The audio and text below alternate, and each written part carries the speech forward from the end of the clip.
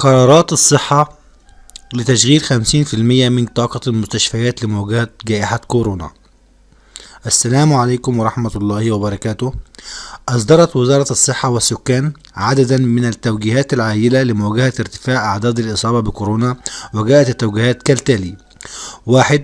تشغيل المستشفيات المرفق بياناتها لاستقبال حالات اشتباه الإصابة بفيروس كورونا المستجد بالقيام بأعمال فرز وتقييم وعزل الحالات.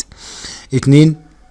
يتم البدء بتشغيل نسبة 50% من إجمالي أسرة المستشفى وأسرة الرعاية المركزة، على أن يتم زيادة نسبة التشغيل طبقا لعدد الحالات وبدون حد أقصى.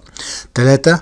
مسؤولية السيد الدكتور مدير مديرية الشؤون الصحية الكاملة عن تنفيذ الخطة الوقائية والعلاجية بالمحافظة بجميع المستشفيات التابعة للوزارة بمختلف الجهات التابعة، والتنسيق المستمر مع جميع الجهات.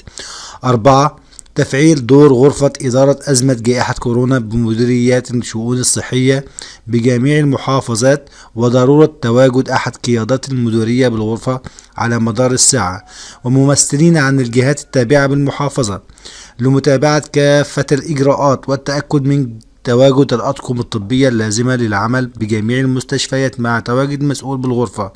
5. يتم تشكيل فرق متابعة فنية بجميع المحافظات للمرور والمتابعة المستمرة على مدار الساعة على جميع المستشفيات بالمحافظة للتأكد من تقديم الخدمات الطبية. 6. يتم التنبيه المشدد على جميع مديري المستشفيات العاملة وفرق المتابعة والغرفة المركزية بالمحافظة بضرورة مراجعة حالات المرضى المتواجدين بالأقسام الداخلية والرعاية على مدار الساعة، واتخاذ الإجراءات اللازمة لخروج مرضى الأقسام. 7. التنبيه على جميع مديري المستشفيات بإرسال بيان يومي لإحصائيات اليوم السابق الساعة 10 صباحا. يبدأ الإحصاء من الساعة 12 مساء حتى الساعة 12 مساء اليوم التالي، إلى يشمل: 1. عدد مرضى اشتباه كورونا المترددين على المستشفى. 2. عدد المرضى المقرر لهم عزل منزلي. عدد المرضى المقرر لهم الدخول للأقسام الداخلية. عدد المرضى المقرر لهم الدخول مباشرة إلى أقسام الرعاية. 4. عدد المرضى المحولين من الأقسام الداخلية للرعاية المركزية.